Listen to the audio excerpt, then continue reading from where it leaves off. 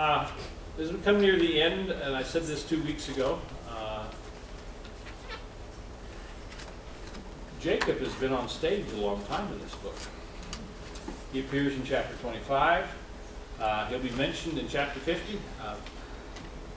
For your math whizzes, that's half the book. He's on stage, which means he is a major player, major emphasis. We're accustomed to talking about Abraham, Isaac, and Jacob as if there was some kind of not just chronological but value ordering, and Abraham is a very, very significant figure, but Jacob has far more attention given to him and his offspring, well, directly while he's still alive than Abraham does, which probably makes sense because this is a book of what nation? The nation of Israel, which draws its name from Jacob's new name that comes out of his Peniel wrestling with God experience. So much of this book is reflecting not just on Jacob, but it's kind of casting hints or visions or insights into what's unfolding in the life of the nation too. Another theme that's significant in this book is the theme of blessing. In the opening chapter, God blesses, and the sign of blessing is for people to be fruitful and multiply, and Abraham comes on scene to be blessed and to be a blessing, and that blessing theme is repeated. Those themes of Jacob and blessing came together 2 weeks ago when we worked on the final part of chapter 48, where Jacob gave the second blessing that's described here near the end of the book. He's going to bless his Pharaoh. You remember that? If you don't, it says he does. The second blessing is the blessing that he gives to Ephraim and Manasseh, the children of Joseph. And now we're going to go in chapter 49 to what's often called Jacob's blessing to the 12 sons. Now, part of what will happen as soon as we start reading, some of you are going to say, well, I hope I don't ever get a blessing like this. And so the commentaries, does this word mean blessing and anti-blessing, or blessing and cursing, or what is this? And we'll look at the way the text describes it. But this is part of a literary pattern that's used frequently in Jewish literature, to be sure, biblical literature, of last words. Probably the most notable Old Testament examples come in the end of Deuteronomy, final chapters, the final chapters in Deuteronomy, the final words of Moses that he speaks to the people. Then the final chapter of Joshua is the last words of Joshua kind of thing. In the New Testament, the most prominent example is what? Of the farewell discourse of Jesus, and John 13 to 17. Between the Testaments, this became a very prominent kind of literary device, and the title Testament was used for it, as in last will and testament, a phrase that persists, at least among lawyers in English. I don't know if any normal people talk that way anymore or not.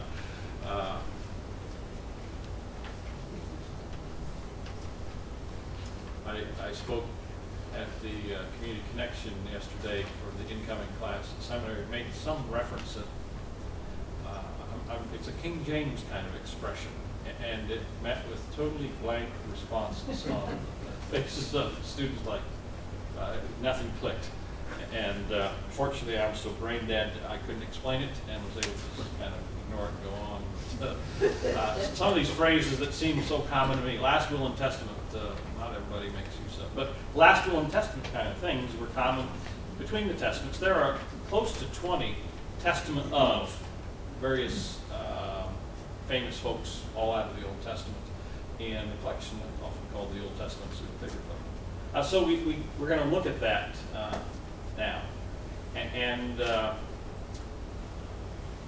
it actually shares some of the characteristics that come from much later in Old Testament, between the Testaments. So, would somebody read, let's take turns here.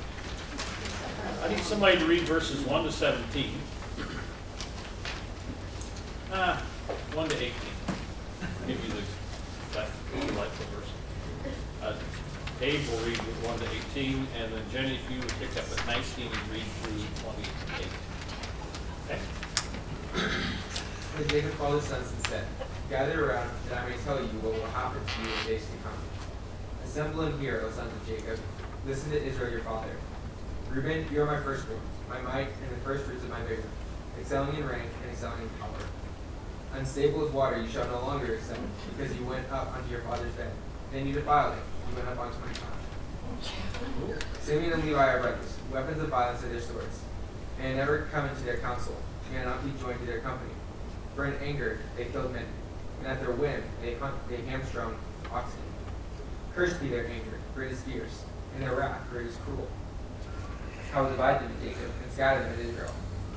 Judah, your brothers shall praise you. Your hand shall be on the neck of your enemies. Your father's sons shall bow down before you. Judah is a lion's whelp. From the prey mice have you have gone up. He crouches down, he stretches out like a lion, like a lioness. Who dares rouse him up? The scepter shall not depart from Judah, nor the ruler's staff from between his feet, until tribute comes to him, and the obedience of the people is his. Binding his foals to the vine, and his donkey's foal to the choice vine, he washes his garments in wine, and his robe in the blood of graves. His eyes are darker than wine, and his teeth whiter than milk. Zebulun shall settle at the shore of the sea. He shall be a haven for ships, and his border shall be inside it. Issachar is a strong donkey, lying down between the sheepfolds. He saw that a resting place was good, and that the land was pleasant. So he bowed his shoulder to the burden, and became a slave at forced labor. Dan shall judge his people, as one of the tribes of Israel. Dan shall be a snake by the roadside, a viper along the path, that bites the horse's hooves, so that its rider falls backward. I wait for your salvation, O Lord. Gad shall be raided by raiders, but he shall raid at their heels. Asher's food shall be rich, and he shall provide royal delicacies. Naphtali is a doe let loose that bears lovely fawns. Joseph is a fruitful bough by a spring. His branches run over the wall. The archers fiercely attacked him. They shot at him and pressed him hard, yet his bow remained taut, and his arms were made agile by the hands of the mighty one of Jacob, by the name of the shepherd, the rock of Israel, by the God of your father who will help you, by the Almighty who will bless you with blessings of heaven above, blessings of the deep that lies beneath, blessings of the breasts and of the womb. The blessings of your father are stronger than the blessings of the eternal mountains and bounties of the everlasting hills. May they be on the head of Joseph, on the brow of him who was set apart from his brothers. Benjamin is a ravenous wolf, in the morning devouring the prey, and at evening dividing the spoil. All these are the 12 tribes of Israel, and this is what their father said to them when he blessed them, blessing each one of them with a suitable blessing. Any questions? Any observations, kind of the impact of this, first of all, as a whole, or individual lines that sort of struck you we can come back to? What happened to Ephraim in here? Ephraim and Manasseh disappear, don't they, interestingly enough? If you count them up, there's 12. Oh, yeah. And I think we talked maybe 2 weeks ago. Levi passes out of inheritance by the priesthood. He doesn't have land given to him. So Joseph's sons, Ephraim and Manasseh, get the double portion.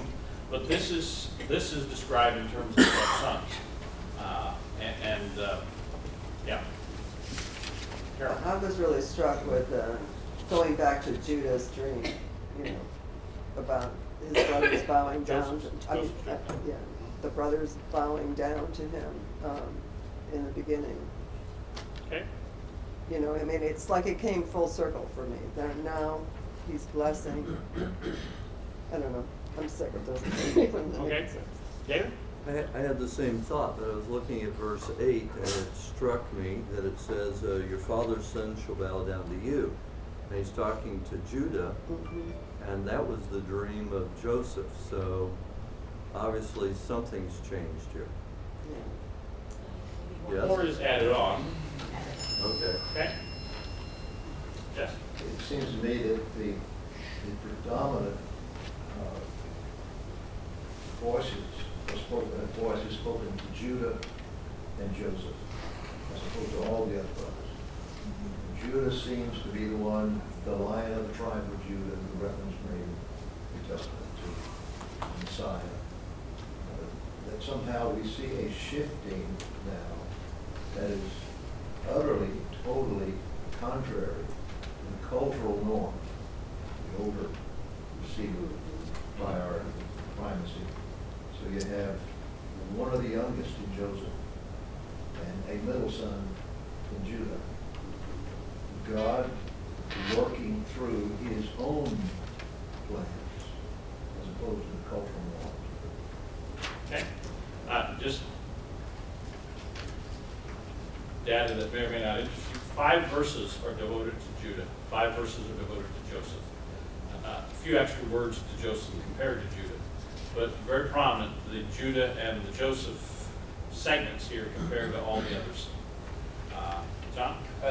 Piggybacking off of what you just said, I think it also says to those who read this passage down the line that Judah, by incorporating all these others in, Israel has a responsibility to these others as well. That it's not just Judah, Israel, but that there's a responsibility of caring for Dan and these others that were listed. Okay. It is interesting, several commentators mentioned this. Even the first 3 who get really negative kinds of blessings, as in curses, they're still heirs, they're still brothers, they're still sons, they still belong to the family, but their fruitfulness, their productivity is diminished because of their disobedience or certain character traits that don't help them kind of move ahead and be of service to God. But that sense of the family is still a family. It is prominent here. Okay? I thought that Reuben story came back up. It was kind of tangential at the time, but it was one verse in, I think, Genesis 35, maybe verse 22, I'm not sure. One verse mentions Reuben's going in and having sex with his father's concubine. And it's there, and it looks almost like a throwaway there. But it comes back here. And it will come back in the, actually, First Chronicles will devote 2 or 3 verses to describing this again and mentioning that that is why Reuben's portion of leadership and inheritance was forfeited because of that sin in his life. So, yeah, it looked like, well, he did something that we don't approve of, but he got away with it and nothing happened. But the consequences sort of were lying there in wait. Several events and conversations and even recent family members in my family. Consequences of sin being so destructive. And something that culturally is, everybody does this kind of stuff. An affair here, an affair there doesn't much matter. It's destructive. And it's destroying, and it's, in my family, a young child. And here you see, I think, have this biblical witness that the consequences don't just fade away and disappear. They're there. Okay. The word that kind of jumped out at me when we were reading this, it was almost karmic. Like karma. The idea of almost karmic. You did this, so you get this. Okay. In seminary, we call it Deuteronomic. Can I ask what the couch reference means? Am I just too dull to know what that is? Coming from the bed to the couch. But what's the couch? What kind of sin is on the couch? That was the sin was the concubine. It's just depends on where they went. Yeah, I think so. I just hate He to made miss himself something. at home. Just ignore this. This is of interest. Can you see the little note there? Yes. No. The Hebrew text has, he went up onto my couch. The Greek and other early translations have you. You'll note the rest of the words to Reuben are addressed to second person you. And so the translations kept that consistent as if it were parallel. You went up on your father's bed, defiled it, you went up on the couch as parallel statements. I think maybe Bruce Vosky says, if the Hebrew is right, he's been speaking to Reuben and then suddenly turns to all the brothers to make the second comment and uses couch. Does that just mean they're hanging out watching TV and eating snacks, or No, what does it that means Adult. he went to bed with his father's On the concubine. couch, in the bed and on the couch. No, couch is a Hebrew parallelism. to Okay, bed. I get it. I just want to know for sure. We're not gonna draw a picture, okay?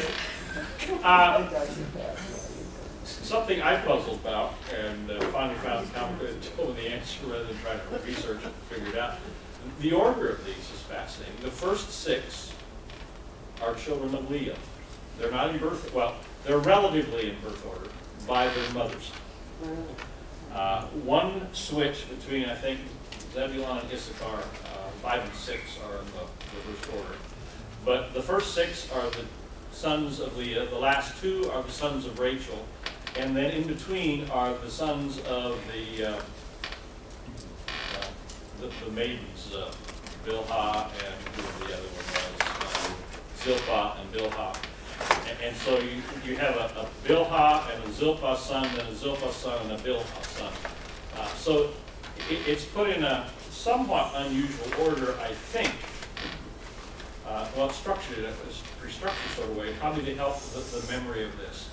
I'm not sure what to think of Bhakti's comment that the other thing you may note, this is Hebrew poetry, the parallelism, the way the text translators have lined it out, not in full paragraph lines. This is the earliest, longest poem you find in Scripture. And it has a number of sort of markers of earliest kinds of Hebrew. So it's primitive, and there's a number of words, there are a number of words used here that either the transmission of the text, the copying of it, has been corrupted, and so we're not exactly sure what the word should be. And the couple of words that even if we could say, well, this is how it's spelled, this is what the word is, it's the only time it appears in the Old Testament, so we're not totally sure what it means. So one scholar called this passage an exegete's nightmare, just because of all the kind of problems that are hard to solve, none of which is visible when you read an English translation. It just kind of, it's all there. So this is a very fascinating text. Long poem. I want to take note of what he says, what Jacob says about it before he starts one by one. Gather around that I may tell you what? What your future's gonna look like. Yeah, what will happen to you in days to come? What, for lack of a better term, what literary genre would we assign to that? Prophecy. Yeah. And so this is kind of prophetic insight, prophetic inspiration on the part of Jacob. It's also indicative that this is sort of about 12 men, but it's much more about tribes that come from those 12 men. And even Jess mentioned it, several of you noted it, the Judah-Joseph emphasis.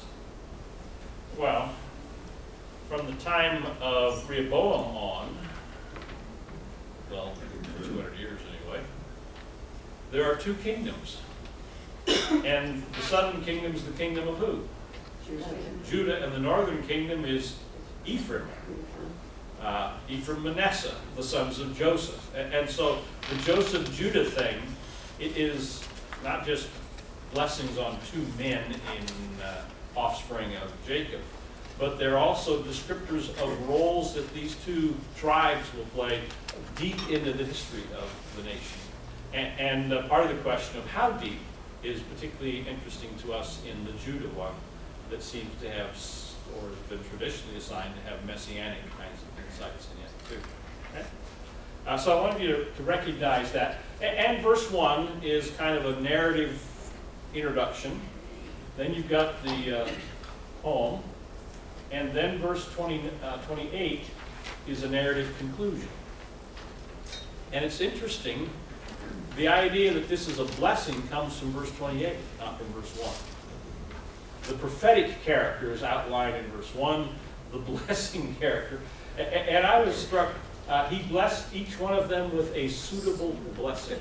Here's your dollar.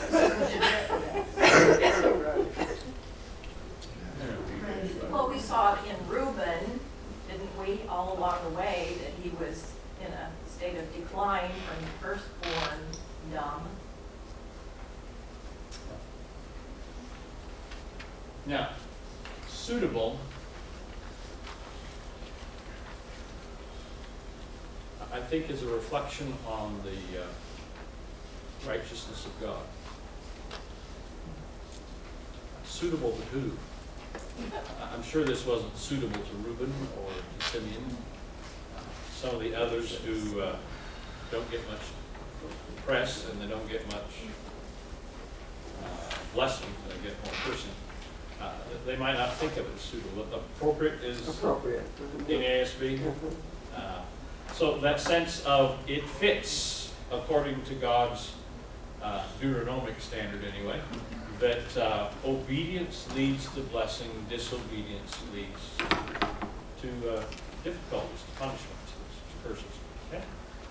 I was struck, Reuben is acknowledged as firstborn. He's acknowledged as excelling in rank and in power. That's what he should have had from the culture. And the reason, interestingly, before the specific mention of his sexual sin is what? It's Unstable. unstable. Unstable as water. Well,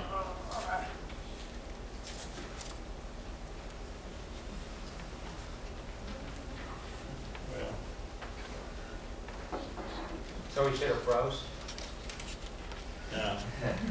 the Hebrew word means insolent, proud, undisciplined, reckless, uncontrollable, unstable, and then the guy translates it as turbulent. That are part of the problem. It isn't just he committed a sexual indiscretion, but he was a person who wasn't able to control and manage his life, his desires, his passions. And the incident with his father's concubine is kind of the window into that reality, the totality of his life. Unstable as water. Do we have any further mention of Reuben? I can't think of. He's mentioned a time or two in the rest of the Old Testament. Let me show you something else I want you to do over and over.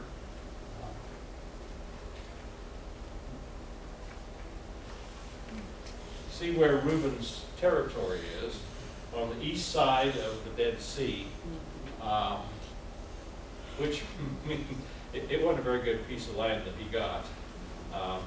If over here is the land flowing with milk and honey, this is the land flowing with gravel and rocks.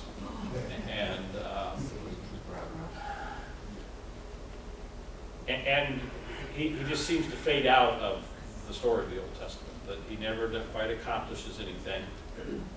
And it's a kind of a sad picture of a person with great potential. Right. And because of character flaws, the right way to put it, but the inability to control himself, managed to fritter away the potential that he has. I'm drawing a blank too on who his sons might be. You knew that? How do they do? Our best bet would be to look through Chronicles, but I don't know that off my head. Well, Simeon and Levi. Simeon and Levi are brothers. Did you know that? Does that mean they're Several commentators say, well, of course they're brothers. Everybody knows that. And he didn't need to tell the other brothers they were brothers. In fact, all these characters are brothers. It appears to me they were partners in crime. They were Confederates, is the one translator's words. They are the two that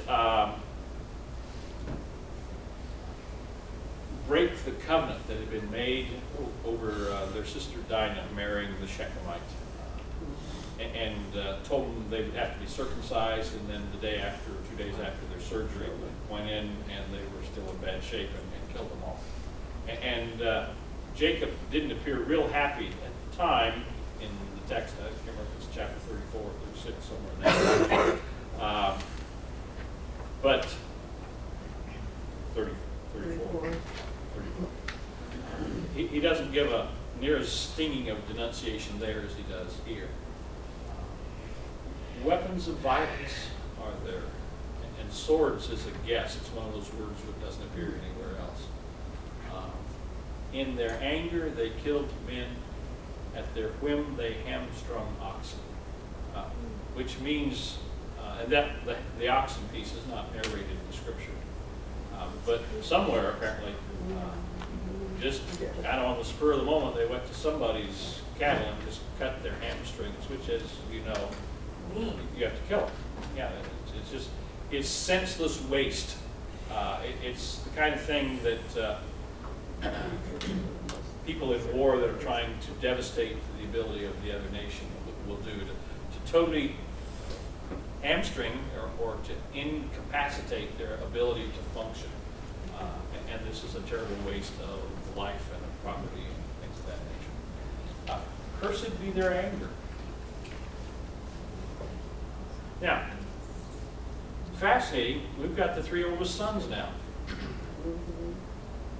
And all of them are now disqualified by something that's happened in their life. Interesting also to me at least, sexual sin, lack of control is the root of the problem. Here it's anger and violence. Just a reminder that violence is not God's plan for our relationships with each other. Even though the culture that we're a part of seems to be moving more and more toward violence, it is not God's design. And He, in fact, removes folks out of leadership and inheritance in the family of Israel for violence. John? Just hearing this, and as this is passed down through the decades and centuries, these people who live in these areas, Reuben, I mean, hearing this story passed on, it kind of attaches a stigma to those people who live there. It can. I mean, you're kind of, golly, you know, it's decades, centuries, whatever, removed from this stuff, and here you're living out here, and you see what I'm getting at? You're kind of stigmatized being out here, and it's like you're... It becomes self-fulfilling prophecy. It's very hard to rise above. Now, the next story should help us. We'll get there momentarily, Bruce. So how did, like with Levi's heirs, go from being reckless and wrathful to being the religious leaders of the people? Good question. That will come in either Exodus or Numbers. That when there is a sort of conflict within the nation of Israel over whether they're going to follow Yahweh or not, the Levites stand up for God and call on the rest of the nation to be faithful and obedient rather than disobedient. And at that point, it appears that there is, we're going to call it redemption for them, John. What happens out of this, they don't get land, but they do eventually get ministry. But the ministry is not from their violence, the ministry is from their later act of obedience and submission to God. David, and then Jess. Yeah, what I'm struggling with though is this fair? Yeah, I know everything's not fair, but I'm just saying, there's no question that each of these guys did what this says. But is that, are we all characteristic of one thing that was done in life? No. We change. I mean, and these things happened years before. So is it fair to say, this is who you are? You're identified by this one act of indiscretion. I don't think so. And the life- I'll let you take it up with God, though, okay? Well, I'm just saying, I just think it's, Now, because we're getting ready to talk about Judah next, Judah has some pretty, has some shortcomings early. And then as we sort of trace through, we discovered he began to step forward and to make right decisions and to sacrifice himself and things of that nature. And that appears to be the reason for his elevation. So that,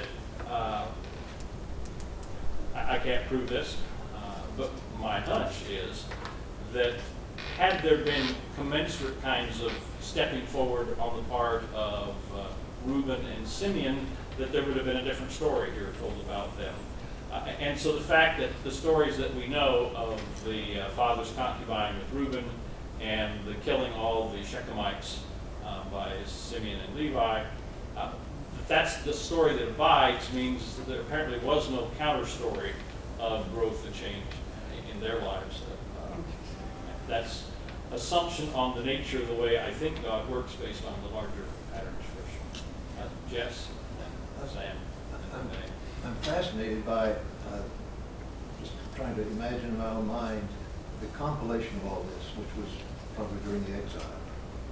They pulled together the resources that they had and they've been using a variety of ways of transmission, but it's compiled. Now they're looking back, and this begins, I wonder what they left out, but this is in. I wonder what it means that this is in, except that perhaps there's a part of fulfillment that they're seeing as they look back. What he said, we're seeing. And looking at the map a while ago, when Joshua led the people into the promised land, Reuben, Gad, and the half tribe of Manasseh were given that land on the other side of the Jordan. And there seem to be implications that it really cost them eventually. They just sort of disappeared, intermingled. And by the time the exile has occurred, the only thing left is the memory. The land is gone, the temple is gone, everything else is gone. The memory's all they have. So they're trying to recapture the significance of that memory and give some explanation to all of the devastation that has occurred. And this becomes one of the key moments in their canon now to say, this came true. All of this came true. That's why we're where we are. That's how we got to where we are. A broader narrative. I think sometimes we isolate each book as we study each book, but it's all part of such a broader narrative. We sometimes forget the fact that this is a fascinating part of this whole story. You'll see echoes of it at the end of Deuteronomy. Yeah. And then there are snatches in Psalms and Chronicles and other places that are passing references. Part of what that suggests is these things that it's not fair that he's identified just by this, except in their memory, that is the characteristic that most defined that tribe. What I've often worked over the last 50 years trying to understand the place of narrative in local churches. We like to tell our parlor stories to everybody, but until you get the kitchen stories, you don't know the whole story. That's a great book title right there. Okay, Sam? Back to the single acts defining what their, I guess, judgment or blessings were. Doesn't it seem by the wording here that these were not single acts though? I mean, back to Reuben, it was saying he was unstable as water. That doesn't seem like a single act, but continuance in his lifestyle that he was living. Most of these will end up with characteristics or metaphors to describe the person, that of which the single acts that are mentioned, and there aren't lots of single acts, the first two paragraphs are the most prominent, single act. mentioned, are illustrative of the characteristic that's there. Galen? I'd like to explore the word foreknowledge. And by that, I'm looking at this culture, like Jess said, culture doesn't seem to matter to God. He chooses, that's happened all through Genesis, he chooses not the firstborn, but the appropriate, okay? And yet on the other hand, we look at culture did matter, because now Jacob has a wife of Leah, and then he has Zilpah and Bilhah. Okay, so culture does seem to matter. So my question is, if Jacob is pronouncing these blessings and curses, I'll call them, or prophetic sayings to these 12 children of his, is God giving him foreknowledge that this is the way it will be? And as Sam just said, using the word uncontrollable as water, is Father seeing this is the way he's going to be. He's not going to change from this. As David intimated, he's not going to repent. There's not going to be grace from God because he's not going to ask for it. He is going to remain uncontrollable as water, and this is foreknowledge that this is the way he's going to be, not a pronouncement of judgment. This is the way you will be because you did. It is, you will not repent. You will remain in control. That's a question. Did that make sense? Yes. And Okay, good. so you said it was a question, it did. That meant you thought I would say something in response. I was hoping, yes. Yeah, could you repeat the question? It's a court reporter I mean, with police. you've touched on one of the great theological mysteries again, not just the Christian faith, any kind of theistic religion, of the degree to which foreknowledge is causal or not. And being a ferocious Arminian as you are, you're sure it's not. But you've got friends who are sure it is. I hope you do. Yeah. So, there's a certain arrogance that I would say, oh yeah, this is the way it is. It's a complex and challenging sort of thing. I think you're on the right track. That this isn't prescriptive, this is the way it's going to be, but this is the kind of person you've been, and Reuben, this pattern tends to live out itself. And if it does, these are the consequences. Sinning, you're violent, you've been violent, and this pattern tends to live out in these ways. Now, I think we're going to put that with Jess's comments, that when this is finally put together, and we get it in the written form that comes to us anyway, we don't know before that what kind of things we did. But at some point, Moses and then editors near the exile sort of finalize the words here that passed on relatively unchanged on to us. If that's after a big chunk of history, they're also looking back and saying, yeah, kind of worked out that way, didn't it? And if it didn't work out that way, what do you think would have become of the words?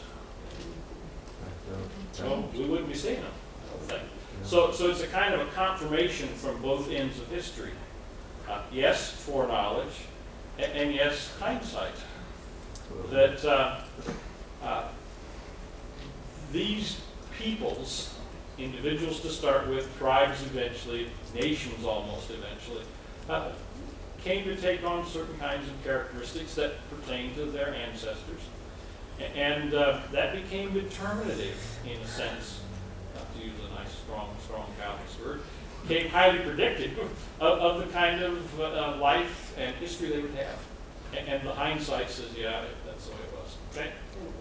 Editing by the Renee's way. been in the queue for a long time here. Well, it seems that it tells of the history and the journey of the perspective